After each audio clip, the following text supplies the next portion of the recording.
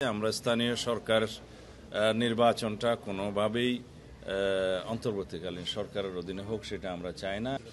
জাতীয় ঐকমত্য কমিশনের সাথেই আমাদের বর্তমান বৈঠক। ৭০ অনুচ্ছেদে ওনারা যে কাগজটা দিয়েছিলেন তাতে তাদের বক্তব্য ছিল যে আস্থা ভোট, অর্থ বিল এবং সংবিধান সংশোধন সংক্রান্ত বিল এই তিনটা বাদে বাকি সমস্ত বিষয়ে জাতীয় সংসদে সংসদ সদস্যরা স্বাধীন থাকবেন মতামত ব্যক্ত করার ক্ষেত্রে, ভোট দেওয়ার ক্ষেত্রে। কিন্তু আমাদের দলীয় অবস্থান থেকে আমরা এই তিনটা ছাড়াও আরও একটা বিষয় আমরা উল্লেখ করেছিলাম, সেটা হচ্ছে জাতীয় নিরাপত্তা সংশ্লিষ্ট যে কোনো বিষয়। কারণ রাষ্ট্রে যদি কোনো কারণে দুর্ভাগ্যক্রমে যুদ্ধ অবস্থা থাকে, অন্য রাষ্ট্রের সাথে যুদ্ধ হয়, তখন জাতীয় সংসদে অবশ্যই সেই বিষয়টি ঐকমত্যের ভিত্তিতে কোনো সিদ্ধান্ত নিতে হয়। এমনকি পৃথিবীর একটা ওয়াইড প্র্যাকটিস হচ্ছে এই সমস্ত ক্ষেত্রে যুদ্ধ পরিস্থিতির সময় শুধু সরকারি দল নয়, সমস্ত দলের, বিরোধী দলের সমস্ত প্রতিনিধি নেতৃবৃন্দদেরকে নিয়ে সরকারি উদ্যোগে সবার সাথে আলোচনা করেই সেই বিষয়ে সিদ্ধান্ত নিতে হয়। এগুলো জাতীয় অত্যন্ত গুরুত্বপূর্ণ বিষয়, জাতীয় নিরাপত্তার বিষয়, স্বাধীনতা সার্বভৌমত্বের বিষয় যেগুলোতে জড়িত থাকে, সেই বিষয়গুলো অবশ্যই বিবেচনা করা উচিত। আমরা আমাদের প্রস্তাব রেখেছি, তবে অধিকাংশের মতামতে আগে যে তিনটে বিষয় বললাম, আস্থা ভোট, অর্থ বিল এবং সংবিধান সংশোধন সংক্রান্ত যে কোনো বিলের ক্ষেত্র ছাড়া অন্যান্য সব বিষয়ে সংসদ সদস্যগণ স্বাধীন থাকবেন, এই মতামতে প্রায় সব দল একমত হয়েছে বলে আমার বিশ্বাস হয়েছে।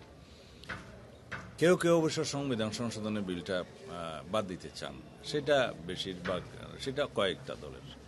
তো এই তিনটা বিষয়ে যদি ঐকমত্য হয়, আমরা আমাদের দলের পক্ষ থেকে এই বিষয়টায় হয়তো নোট অফ ডিসেন্ট দিয়ে জাতীয় নিরাপত্তার প্রশ্নটা আলাদাভাবে উপস্থাপন করব, আমাদের নির্বাচনী ম্যানিফেস্টোতে থাকবে।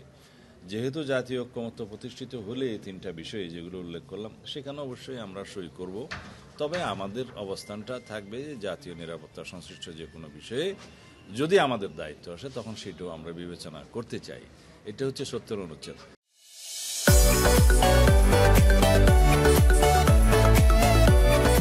যে জাতীয় নিরাপত্তা সংশ্লিষ্ট যে কোনো বিল যদি রাষ্ট্রে কোনো সময় যুদ্ধ অবস্থা হয়, অন্য কোনো রাষ্ট্রের সাথে যুদ্ধ পরিস্থিতির সৃষ্টি হয়, তখন অবশ্যই শুধু সরকারি দল নয়, বিরোধী দল সহ এবং যারা সংসদের বাইরে থাকে সেই সমস্ত দলের প্রধানদেরকেও ডেকে একটা ঐকমত্যের ভিত্তিতে জাতি সেই সমস্ত পরিস্থিতি মোকাবিলা করে।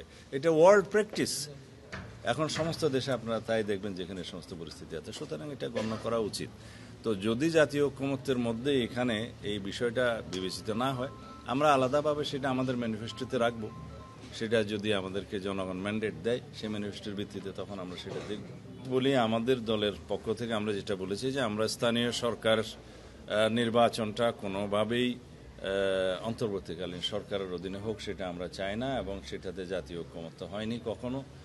আর তত্ত্বাবধায়ক সরকারের মেয়াদ সংক্রান্ত এখানে একটা প্রস্তাব দেখেছি যেটা 4 মাস, এখানে আমাদের দলীয় অবস্থান হচ্ছে যেটা 3 মাস হওয়া উচিত। এবং অবশ্যই 4 মাস মেয়াদের মধ্যে কি জাতীয় সংসদ নির্বাচন ছাড়া স্থানীয় সরকার নির্বাচন হওয়া সম্ভব? এটা কি বাস্তবতা? বাস্তবতা নয়।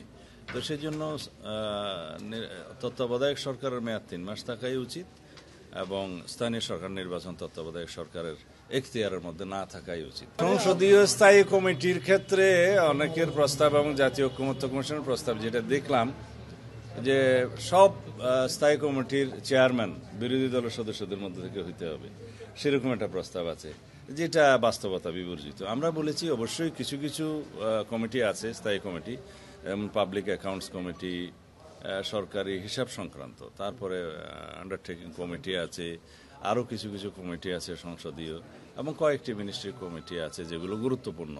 এগুলো এখনও প্রথাগতভাবে কিছু কিছু স্থায়ী কমিটির চেয়ারম্যান বিরোধী দলের পক্ষ থেকে হয়, কিন্তু সকল কমিটির প্রধান যদি বিরোধী দলের পক্ষ থেকে হয় চেয়ারম্যান, তাহলে সরকার তার কার্য পরিচালনায় সবসময় বাধাগ্রস্ত হবে, এটা কার্যকর সরকার থাকবে না।